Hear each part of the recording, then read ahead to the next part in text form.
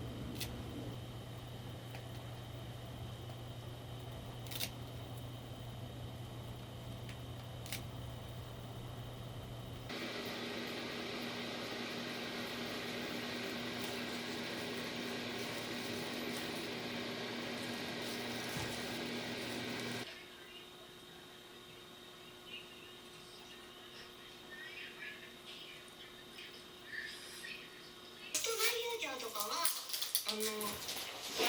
雨上がりとか、そう、雨はだけど雨上がりがスタンドがある中ね、みんなその雨が降って